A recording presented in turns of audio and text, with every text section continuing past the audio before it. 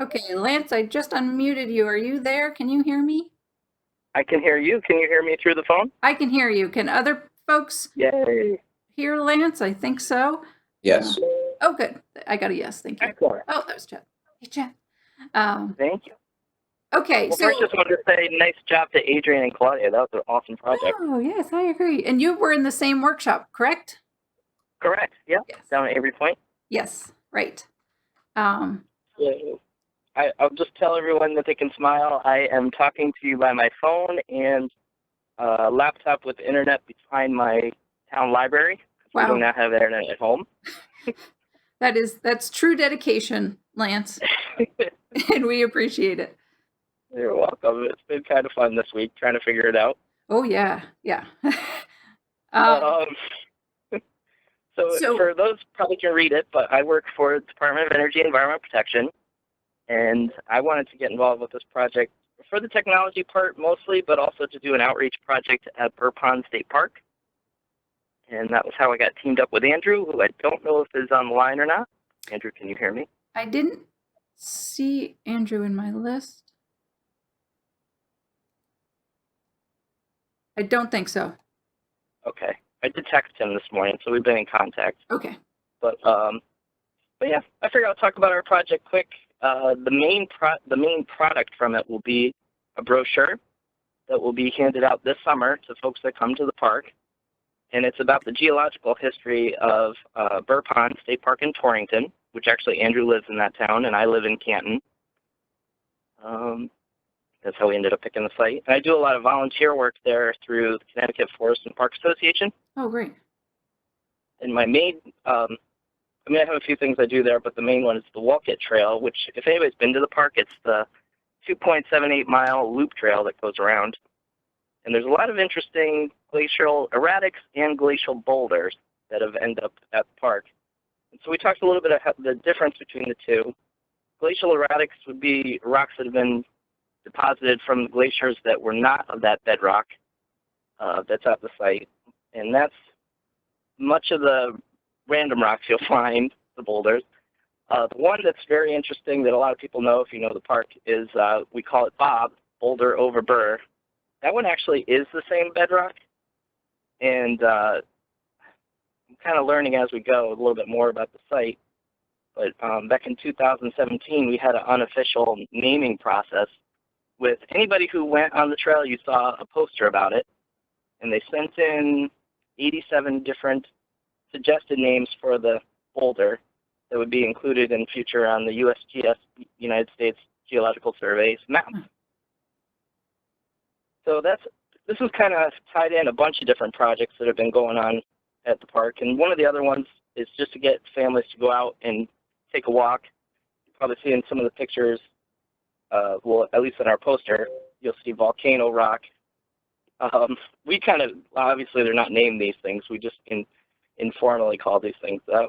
Right, which I kind of like because it's, it's sort of when you see a cloud and you're like, oh, what does that cloud look like? So same thing with like, oh, what does this rock look like? And I did like the way that you do the side-by-side comparisons I had seen in some of Andrew.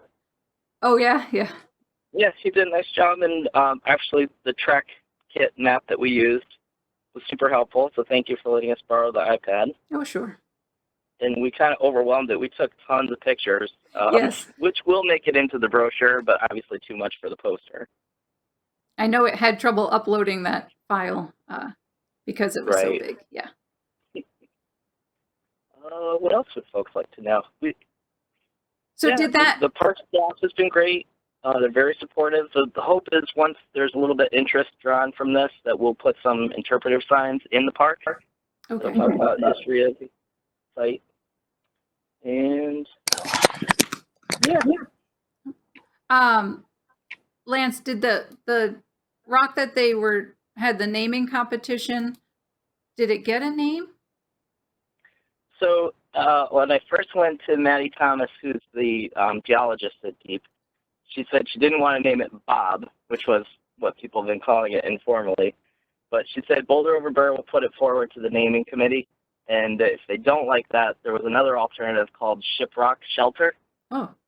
There's definitely some Native American history at this site, but I asked Lucille, Lucille Levin, I think I'm saying it right, from the Washington, Connecticut American Institute of Native American Studies, and she came out with us. We did a field walk. She didn't see any positive evidence, but she's pretty sure at that point that was used as something as like a shelter.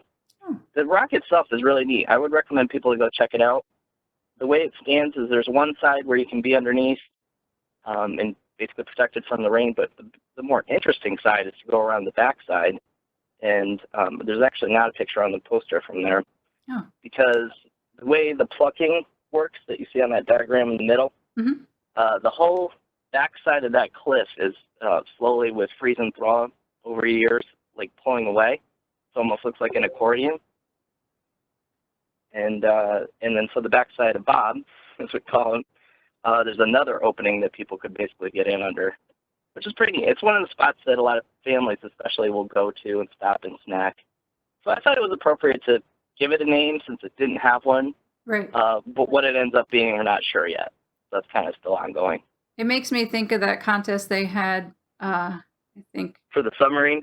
Yeah, Bodie McBoatface. Yeah. Right, yeah. Boulder McBoulderface, yeah. But it sounds like it'll be better than that, yeah. Yeah. I did see a question here from Dave Dixon. Why did you decide to create a brochure as your outreach tool? The hope was when folks are driving in at the ticket booth, since now with the passport to parks, you don't have to pay. Right. A lot more people have been coming to Burr Pond. It's a popular park anyways, especially when NBC has to close their beaches because they're overflown. Okay. And a lot of people end up at Burr Pond. So we figured it's a good opportunity. We'll I can make copies and have them available to folks, and if they're interested, it's an excuse to go take a little walk along the Jenkins Trail. Is only 0.2 miles, so anybody can essentially do that. The Walk-It Trail itself is not very difficult either. It's just usually about an hour for most normal people to take a walk on, even with kids. And I just figured it was a good opportunity for people to go explore, really. And will the title? I know the title had been at one point Burr Pond Rocks. Correct. For the brochure, will that stay? Because I really liked that. Yeah, we're hoping. Yeah. So the hope is to have that completed before Memorial Day weekend. So we'll have at least some copies to give out that weekend, and then we'll move forward from there. Great. But like I said, park staff's been very supportive. Hopefully it won't end up as litter. Not worried about those things. Right. But and then again, eventually if we have signs with the codes on them that people can learn more history, I think this is a project that's going to end up growing in the future. I do have a question from Carrie. She asked, what was the breakdown of work between you and Andrew? Was there a natural division of labor based on each of your strengths?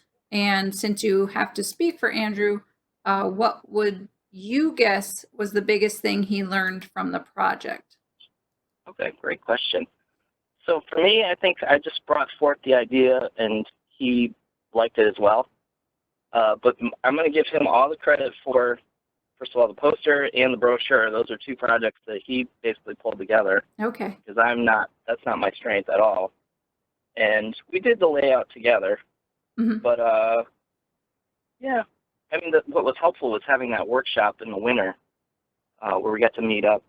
Oh, the poster workshop. Yep. Yeah. Yeah, that was great to see that you both could come to that and work together. Oh, that was great because we, believe it or not, only being a town apart from each other, we had a hard time getting together at times. I do believe that. And our project kind of morphed into a few different things in the beginning. We were hoping to do more of a site project, and we may still with a pollinator garden at the park. Oh. I know the park supervisor is very interested in doing that, and that's kind of Andrew's interest with plants. Okay. So we actually met with the scouts at one point last fall and talked about putting in a rock garden as well. Oh, I think that would be perfect. Yeah, so some neat things. And then Carrie also asked, what did you... I was going to say for what I think Andrew got from it. I'm hoping just a little bit more natural history background that he may not have had. He's definitely great with technology. He used the what's that app where we can identify plants? Oh, I Annapolis? Yep. Yeah. So yeah, it was fun. We had a good time. Started playing around with a few things. Great. And last question, what did you learn from both the project and the partnership? I know you've kind of answered this a little bit. Yeah, that's definitely the technology piece for me. You know, the last time I did a presentation in the public sector, I was using slides. So, in the private, I should say. But so for me, this was just a neat way to get very involved with it, and I really enjoyed spending time with Andrew. Definitely, I think we talked about this in the first workshop. You know, young folks can definitely teach us, even though we may have a little bit more experience, and hopefully he came away with something positive from the experience too. I think he did, yeah. Thanks, Lance. I really appreciate the effort you went into to connect with us today. Thanks for still holding this, even with all the craziness. Yes, trying to have some normalcy. And I do have a new sticker for you that will go out in the mail hopefully soon. Oh, terrific. Thanks again. Okay, thank you.